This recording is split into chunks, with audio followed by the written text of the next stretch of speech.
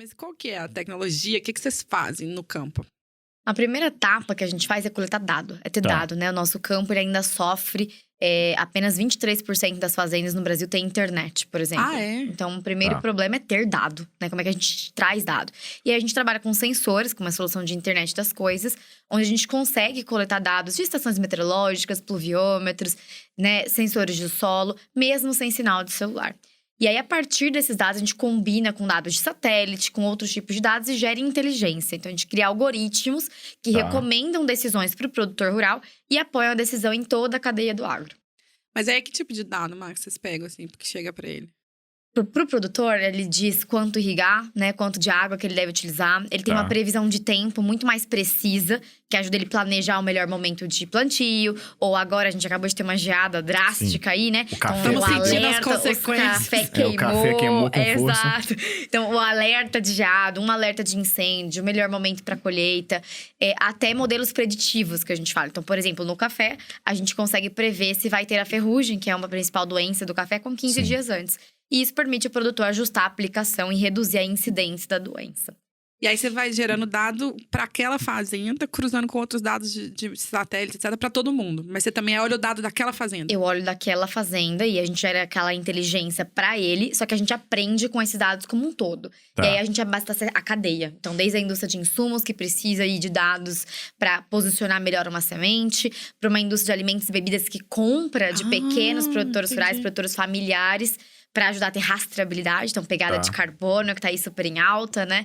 Pegada hídrica, alocação de mão de obra, até o banco, que precisa calcular melhor o risco, né? E criar mais acesso financeiro pro produtor. Não sabia que você tava com essa cadeia toda de clientes. Eu achei que era só o produtor. E tinha uma coisa que eu achava muito legal lá atrás, Mário, me corrige, né? Nós vou cometer várias gafes aqui, porque eu acompanhei no início. Mas você tinha uma coisa também de comunicar não só com o dono da fazenda, digamos assim, mas também com quem tá na ponta ali, medindo o uso de água, uso de agrotóxicos. Você tinha essa visão. Isso também foi um pulo da agro, né? De comunicar com os dois. Foi a primeira coisa que eu vou te fazer, é não usar agrotóxico e usar o defensivo. Boa, né? Sim, perfeito. Acho que essa é a primeira coisa. Mas sim, exatamente. O dado permite otimizar todos os recursos na ponta. E dentro dessa, a gente tem várias personas. A gente tem a persona do usuário que vai estar lá operando, que muitas vezes é uma pessoa que não sabe ler ou que não teve oportunidade de estudo. Então, para isso, o UX e o UI tem que ser super trabalhado. A gente acaba de notificações no WhatsApp. Pra ele uma poder mensagem acompanhar. no WhatsApp, exatamente o que ele tem que fazer, já mastigado. Até dashboards mais complexos que vão para um gerente, para um especialista, né? Que às vezes tem mestrado em agronomia, até uma pessoa que está numa corporação, por exemplo. Vocês vão ajudando todo mundo a fazer. Isso. Caramba, mas calma, acho que vale pensar a partir de produtos. Se eu for no site da AgroSmart hoje, o que eu posso comprar? De cara assim, o que tem ali de produto? Claro. Não, e vamos claro, lembrar assim. que nós temos uma audiência aqui bem pouco rural. Sim. Então, tangibiliza, assim. Eu vou sair de lá Fora com o Léo quê? da Coffee Mais. Fora o Léo, o Léo da Eu acho que o único até agora. O café, ele tá… Mexe o café. Se você é um produtor rural, você pode sair de lá comprando um sensor. Na verdade, locando, né? A gente vende como serviço.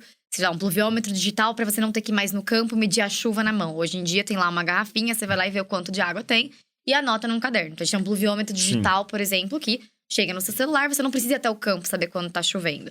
Você pode sair com uma estação meteorológica, você pode sair com um manejo de irrigação, né? Com uma previsão do tempo, com imagem de satélite. Então, basicamente, tem uma assinatura.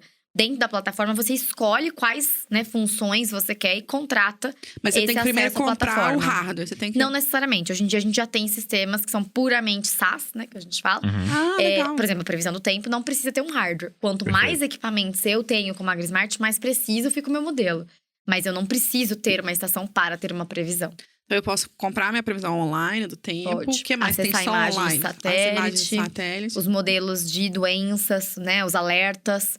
Tudo isso já pode Porque ser aí você usado olha só uma online. tendência daquela região. Eu não preciso saber da sua Exato, eu vou fazenda. consultar todos os dados que eu tenho naquela região. O alerta de doença também, sem sensor, como que ele funciona, hein? Fico curioso O com isso. modelo, para criar o modelo de doença, ele usou sensor, assim como a previsão do tempo. Eu precisei disso para criar um modelo. Tipo, tal umidade permite que tal fungo se desenvolva na planta. Exatamente. A gente considera quais as condições ambientais que levam ao desenvolvimento do esporo e depois do esporo a doença se desenvolve. Então, do mesmo jeito que eu posso ter aqui um sensor de chuva me dizendo a chuva e na previsão do tempo eu prevejo para frente a chuva, No modelo de doença é a mesma coisa. Então, eu consigo fazer a previsão das variáveis que são influenciadas naquela doença.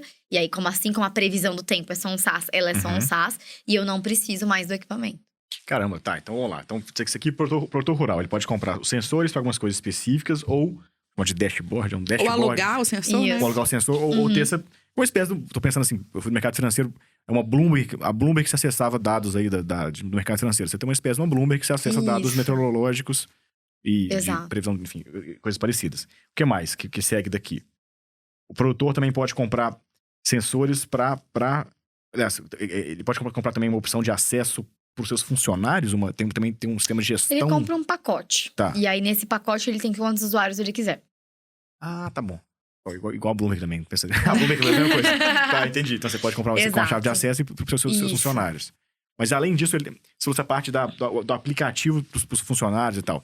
Isso aqui é um sistema de gestão de irrigação, por exemplo, que você está falando. Sim. Ele vai comprar o sistema de gestão de irrigação. Depois ele vai ter um acesso, o gerente de irrigação vai ter outro. Ou só a mesma pessoa vai usar um único acesso. E ele cadastra os WhatsApps que vão chegar, as mensagens, é isso? Isso, ele cadastra o número, cadastra a área, parametriza a cultura. Tem um apoio de um sucesso do cliente aí para fazer essa parametrização. Tá. Depois tudo é automático. Perfeito. E aí os demais clientes, além do produtor? Você falou de banco, outros Isso, aí a corporação, ela já trabalha mais na medida de um projeto, tá. né? Então, a gente participa aí de pesquisas, né? No site experimental de sementes ou de novos produtos para serem lançados já com ofertas digitais. A gente apoia revendas que estão aí se digitalizando, essa prestação de serviço para conseguir vender melhor, entendendo melhor o cliente dela. Na indústria de alimentos e bebidas, geralmente é um projeto para a rastreabilidade da cadeia. Então, geralmente, né, começa-se com um piloto e depois acaba vindo a cadeia inteira de fornecimento dessa indústria para que a gente crie esse processo de rastreabilidade e resiliência climática. E já o banco também, a gente fez trabalhos de oferta digital de crédito. Então, a gente tem aí alguns parceiros que a gente leva o crédito para o produtor e trabalhamos em paralelo nessa questão de parametrização do risco desses empréstimos.